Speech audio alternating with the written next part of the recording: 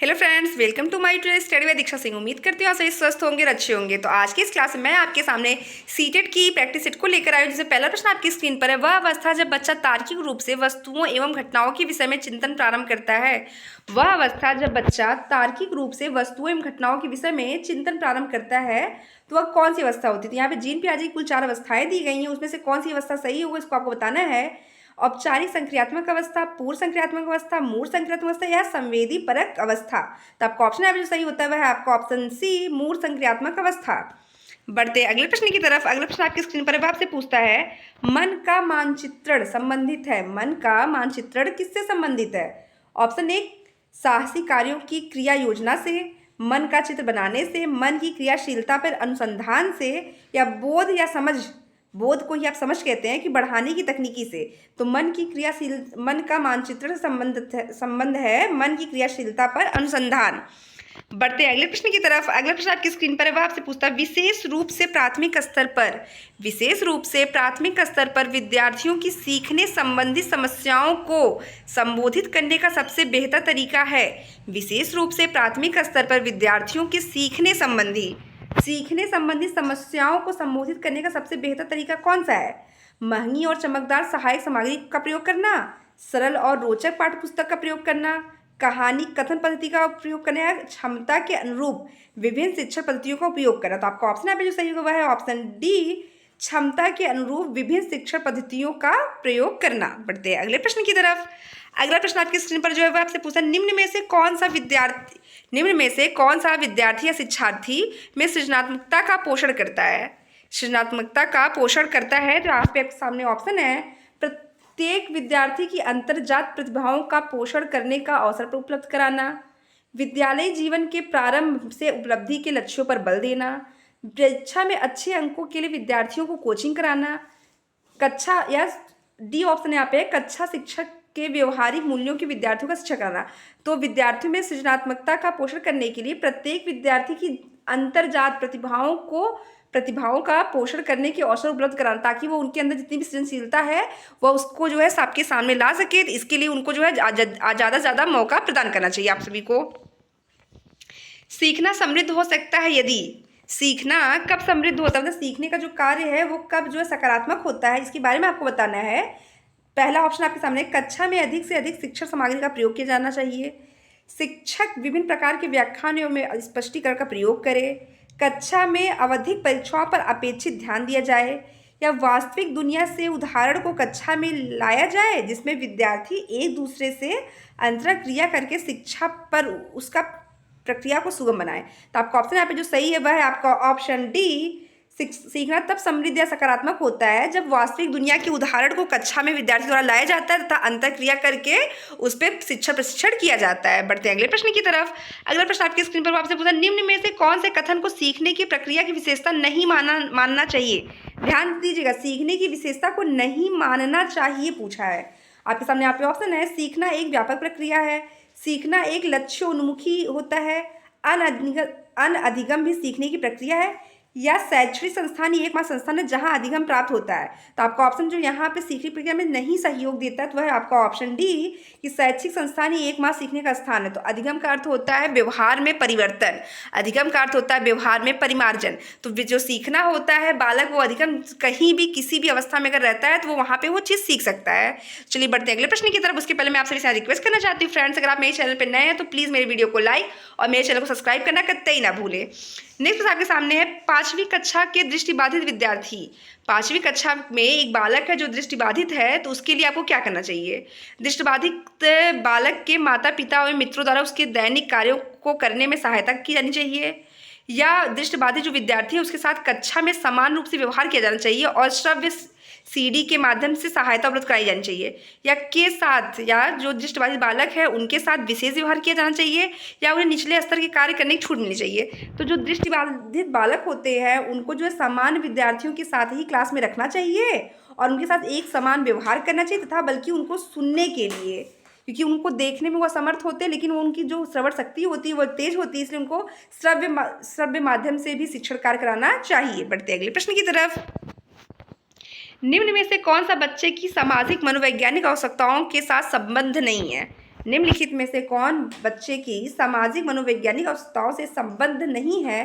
संवेगात्मक सुरक्षा की आवश्यकता, शरीर से अपशिष्ट पदार्थों का नियमित रूप से बाहर निकालना, संगति की आवश्यकता या सामाजिक अनुमोदन अथवा सराहना की आवश्यकता।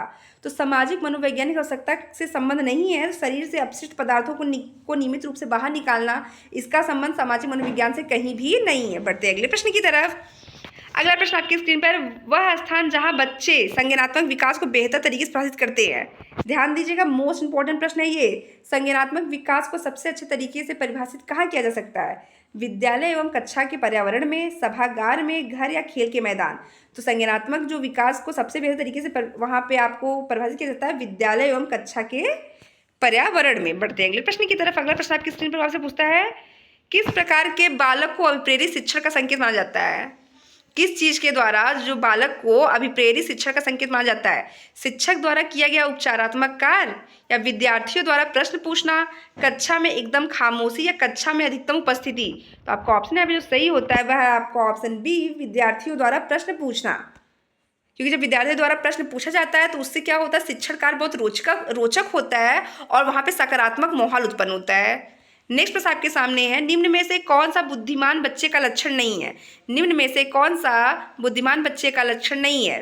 पहला ऑप्शन आपके सामने है, वह जो प्रवाहपूर्ण रूप एवं उचित तरीके से संप्रेषण करने की क्षमता रखता है। दूसरा ऑप्शन आपके सामने, वह जो अमूर्त रूप से सोचता रहता है।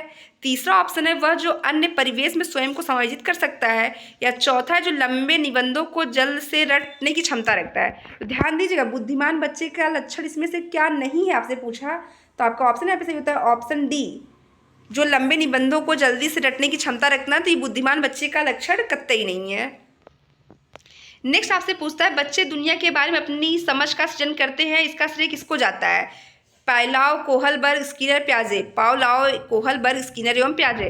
तो ये काफ़ी ज़्यादा इंपॉर्टेंट प्रश्न तथा ये आपके इसके पहले की परीक्षाओं में पूछे हुए प्रश्न है, काफ़ी बार रिपीटेड प्रश्न है ये टेट और सीटेट के, कि बच्चे दुनिया के बारे में अपने समझ का सृजन करते हैं, इसलिए किसका जाता है? तो आपका उत्तर यहाँ पे होगा ऑप्शन डी, जीन पियाजे। बढ़ते हैं अगले प्रश्न की तरफ। कृतिका अक्सर घर में ज़्यादा बात नहीं करती, लेकिन विद्यालय में वह काफ़ी बात करती है, दर्शाता है कि शिक्षकों की मांग होती है कि बच्चे विद्यालय में खूब बात करें। सेकेंड ऑप्शन है, कृतिका को अपना घर बिल्कुल पसंद नहीं है। थर्ड ऑप्शन, उसके विचारों को विद्यालय में मान्यता मिलती है। और फोर्थ ऑप्शन है, विद्यालय हर समय बच्चों को खूब बातें करने का अवसर देता है। तो यहाँ पे आपने जो पूछा है, कृतिका घर पे ज़्यादा बात नहीं करती लेकिन विद्यालय में करती है, तो वहाँ क्या होता है, विद्यालय में हर समय बच्चों को खूब बातचीत करने का अवसर, मतलब बच्चों की जो बातें होती हैं उनको सुनने तथा उनकी बातों को सुनने के बाद उन्हें वह प्योरिटी दी जाती है, उन्हें जो है वो समझ विकसित होती है कि हम उनकी बातों को सकारात्मक रूप से लेते हैं, ताकि बच्चे अपनी बातों को कहने में तथा अपने वहाँ पे ओपिनियन देने में काफ़ी सकारात्मक महसूस करते हैं। बढ़ते अगले प्रश्न की तरफ। अगला प्रश्न आपकी स्क्रीन पर है, एक शिक्षक को अपने विद्यार्थियों की क्षमता को समझने का प्रयास करना चाहिए। निम्नलिखित में कौन सा क्षेत्र उस उपदेश के साथ संबद्ध है? एक शिक्षक को अपने विद्यार्थियों की क्षमता को समझने का प्रयास करना चाहिए, किसके द्वारा? सामाजिक दर्शन के द्वारा, मीडिया मनोविज्ञान के द्वारा, शिक्षा मनोविज्ञान के द्वारा, शिक्षा समाजशास्त्र के द्वारा। तो आपका उत्तर यहाँ पे सही होता है ऑप्शन सी, शिक्षा मनोविज्ञान के द्वारा। बढ़ते हैं अगले प्रश्न की तरफ। अगला प्रश्न आपकी स्क्रीन पर है, सीखने की प्रक्रिया में अभिप्रेरणा। सीखने की प्रक्रिया में अभिप्रेरणा क्या है? पिछले सीखे हुए को नए अधिगम से अलग करती है, या शिक्षार्थियों को एक दिशा में सोचने का योग बनाती है, शिक्षार्थियों में सीखने के प्रति रुचि का विकास करती है, शिक्षार्थियों को स्मरण शक्ति को बढ़ाती है। तो आपका उत्तर यहाँ पे होगा ऑप्शन सी, शिक्षार्थियों में सीखने की प्रति रुचि का विकास करती है। बढ़ते हैं अगले प्रश्न की तरफ। अगला प्रश्न आपकी स्क्रीन पर है, शिक्षा के क्षेत्र में पाठचर्या शब्दावली किसकी ओर संकेत करती है? शिक्षा के क्षेत्र में पाठचर्या शब्दावली किसके ओर संकेत करती है? विद्यालय का संपूर्ण कार्यक्रम जिससे विद्यार्थी प्रतिदिन अनुभव प्राप्त करते हैं, मूल्यांकन प्रक्रिया, कक्षा में प्रयुक्त की जाने वाली पाठ्य सामग्री, या शिक्षण पद्धतियों में पढ़ाई जाने वाली विषय वस्तु। तो पाठचर्या का जो संबंध है वह है आपका विद्यालय का संपूर्ण कार्यक्रम जिससे विद्यार्थी के प्रतिदिन के अनुभव को प्राप्त किया जाता है। बढ़ते हैं अगले प्रश्न की तरफ। अगला प्रश्न आपकी स्क्रीन पर, निचली कक्षा में शिक्षण की खेल पद्धति मूल रूप से आधारित है शिक्षण पद्धति के सिद्धांतों पर, शिक्षा एवं वृद्धि, विकास एवं वृद्धि के मनोवैज्ञानिक सिद्धांतों पर, शिक्षण के समाजशास्त्री सिद्धांतों में, शारीरिक शिक्षा कार्यक्रम पर। तो आपका ऑप्शन यहाँ पे सही होता है कि निचली कक्षा में शिक्षण में खेल पद्धति मूल रूप से आधारित होती है विकास एवं वृद्धि के मनोवैज्ञानिक सिद्धांत पर। बढ़ते हैं अगले प्रश्न की तरफ। अगला और लास्ट प्रश्न आज की क्लास का जो है वो आपके स्क्रीन पर दिखाई दे रहा है, एक बच्चा अतीत की समान परिस्थितियों में की गई अनुक्रिया के आधार पर नई स्थिति के प्रति अनुक्रिया करता है। ये संबंध किससे है? एक बच्चा जो पुरानी चीज़ों को सीखता है और फिर उसका उपयोग वो अपने वर्तमान की स्थिति में सीखने में करता है, तो उसका संबंध किससे है? सीखने के प्रभाव का नियम, सीखने की प्रक्रिया का अभिवृत्ति नियम, या सीखने की तत्परता, या सीखने का सदृश नियम। आपका ऑप्शन है बिल्कुल सही, तो ऑप्शन डी, सीखने का सदृश नियम। तो आज की क्लास में आपसे यहाँ पे पूछना चाहती हूँ, डिसलेक्सिया का संबंध किससे है? आज की इस क्लास में जो आपका प्रश्न है आपके लिए, वो पूछना चाहती हूँ मैं कि डिसलेक्सिया का संबंध किससे होता है। आप कमेंट सेक्शन में जाइए और कमेंट करिए, जरूर बताइए। मिलते हैं आपसे अगली क्लास, तब तक के लिए धन्यवाद।